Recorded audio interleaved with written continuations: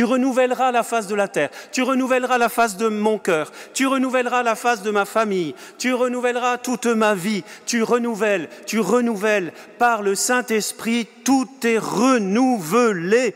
Tout est renouvelé. Parfois, même mon corps peut être renouvelé. Quand par la puissance du Saint-Esprit, le Seigneur fait des miracles et guérit les malades. Et j'espère qu'il va en guérir encore dans cette Eucharistie. Vous savez, car dans toute messe, dans tout rassemblement, à tout moment, quand on s'ouvre à la puissance de Dieu, car j'ai une très bonne nouvelle pour nous, Dieu ne se fatigue pas, il n'a pas diminué en puissance depuis 2000 ans. Il continue à faire des miracles dans les cœurs, dans les corps, dans les familles, dans la société. Amen ou pas amen?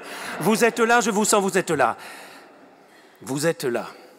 Pas simplement à réchauffer vos bancs, mais pour écouter cette parole, pas la parole du Père Pierre, la parole de Dieu, la parole de l'Église, la parole qui nous est transmise de génération en génération, cette parole qui nous dit que le Seigneur est tout-puissant, que son amour n'a pas diminué et que c'est par le Saint-Esprit qu'il vient renouveler nos cœurs. Et le summum de ce renouvellement, c'est la résurrection du Christ. Résurrection du Christ qui est le gage et la promesse de notre propre résurrection. Car ce renouvellement, les amis, ne s'arrête pas ici-bas. Ce renouvellement fait en sorte que quand notre corps mourra, eh bien nous allons partir dans la gloire et qu'un jour on va même récupérer notre corps avec tous ses cheveux, récupérer notre corps plus jeune et plus beau que jamais. Je vous donne rendez-vous au ciel, vous verrez. Peut-être que certains en doutent dans l'assemblée ou ceux qui écoutent en différé sur Internet. Si tu doutes de la vie éternelle, je te donne rendez-vous au ciel. Pas ce soir, hein. Quand ça sera le moment, et moi je dirai ta-da-da, qui avait raison, ta-da-da, et on sera là à faire la teuf au ciel, ça va être génial. Ça, c'est le renouvellement total.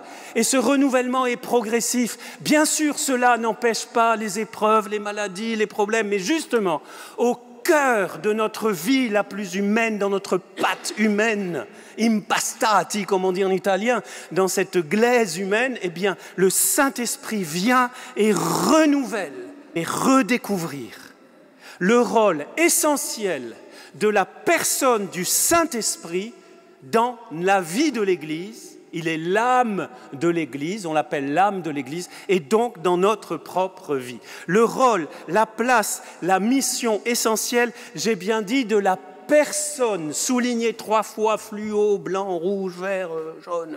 La personne, c'est une personne.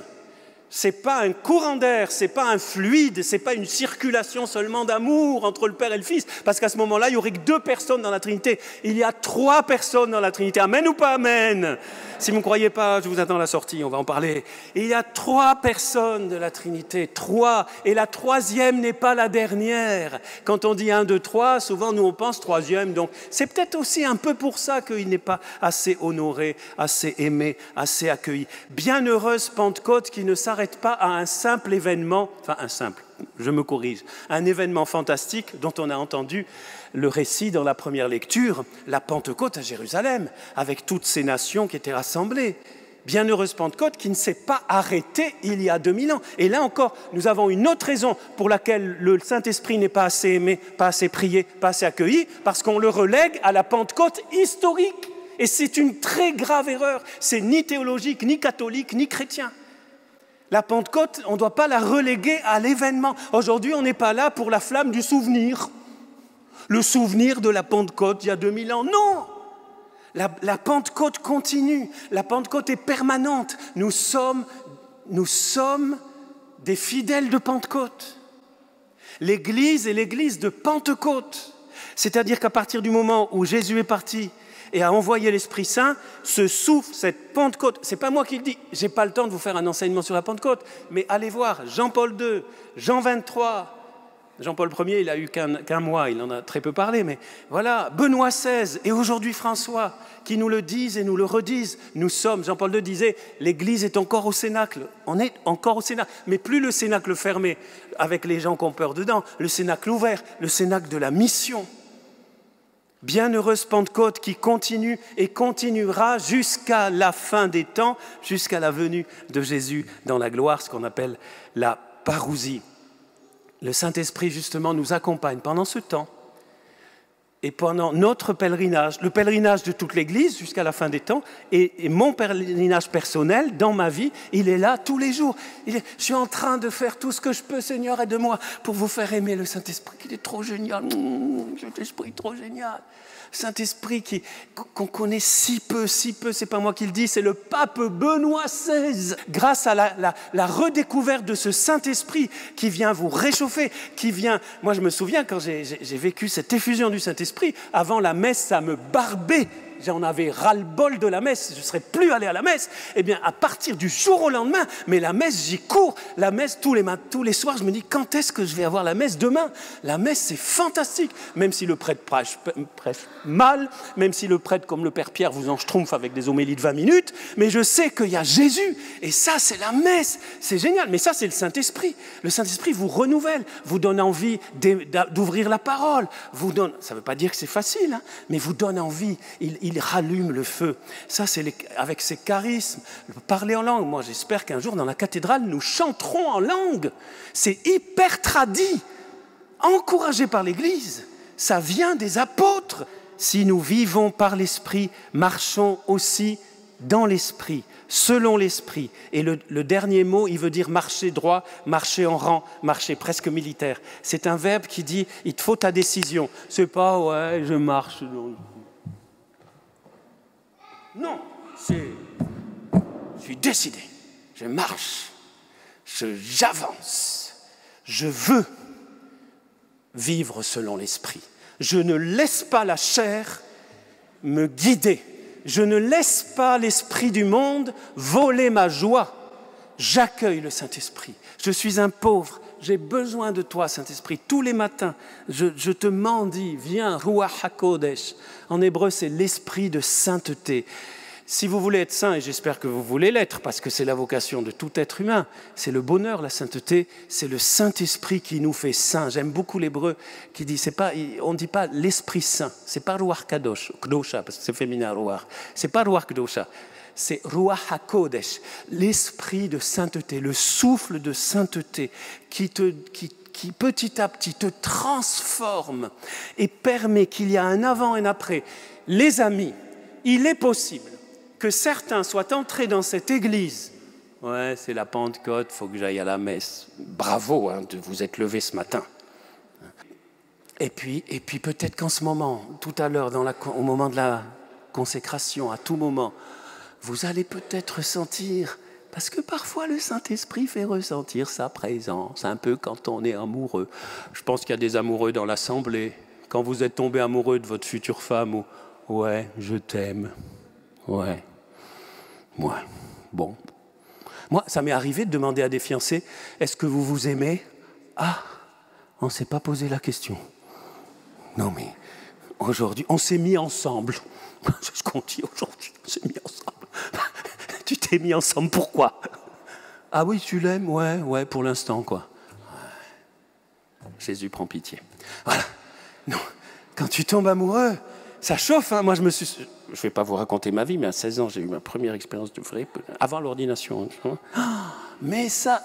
Oh, ça chauffait là, ça chauffait presque physiquement, hein. C'est pas vrai? Qui a senti ça? Vous pouvez lever la main, personne vous regarde. Ah, quand même, il y a des amoureux dans l'assemblée. Hein. Voilà, waouh, ça chauffe, hein, ça. Et avec celui qui est la source de l'amour, ça serait différent, non, c'est encore plus. C'est ce qu'on appelle l'effusion du Saint-Esprit. Parfois c'est une chaleur, parfois c'est une joie, parfois c'est une paix. Elle est peu connue en France, c'est une Italienne de Toscane qui s'appelle Elena Guerra. Elle a un nom un peu spécial. Son nom de famille, ça veut dire guerre. Mais ce n'est pas une guerrière, hein, une guerrière du Saint-Esprit. Elena Guerra, qui est bien heureuse et qui sera... C'est grâce à elle qu'on a la neuvaine de Pentecôte. Vous irez voir sur Google, vous tapez « Bienheureuse Elena Guerra ». Elle a cassé les pieds au pape Léon XIII, à la fin du 19e, début 20e, pour qu'il consacre le 20e siècle au Saint-Esprit et qu'il fasse une neuvaine de Pentecôte. La neuvaine de Pentecôte, on la doit à cette petite femme inconnue de Toscane, qui n'était même pas religieuse à l'époque, vous savez, une laïque consacrée, et qui a cassé les pieds à Léon XIII, et à force, il a cédé, et heureusement, parce que le Saint-Esprit est passé par cette femme, comme souvent il le fait. Il ne passe pas toujours par le pape, les évêques ou les prêtres, aussi, mais il peut passer par nous tous. Par nous tous. parce qu'il habite nos cœurs. Écoutez, je finis vraiment, pardonnez-moi, c'est un peu plus long aujourd'hui, mais je finis avec cette citation. La Pentecôte n'est pas finie. En effet, c'est toujours la Pentecôte, à tout moment et en tout lieu, car le Saint-Esprit désire ardemment se donner à tous les hommes. Et ceux qui le veulent peuvent toujours le recevoir.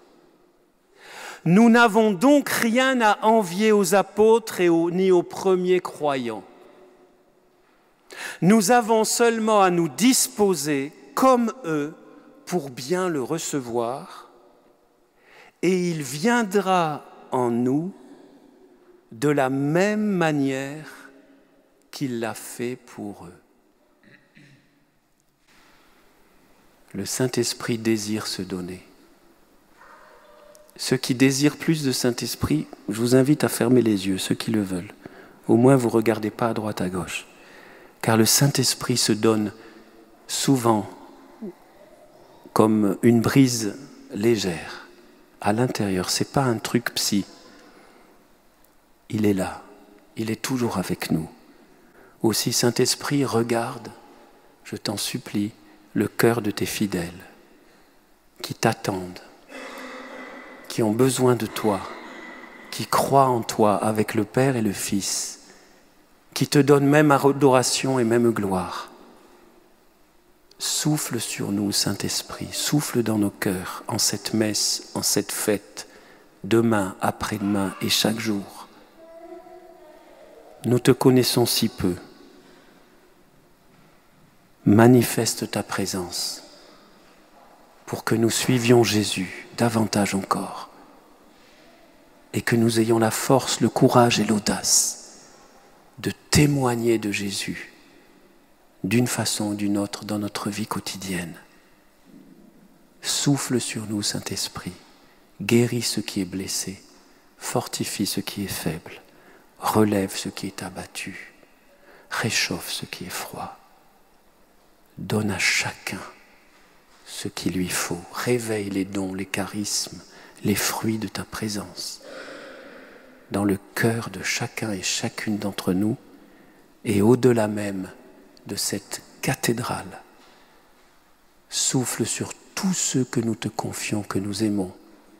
Renouvelle la face de l'Église, la face de la terre.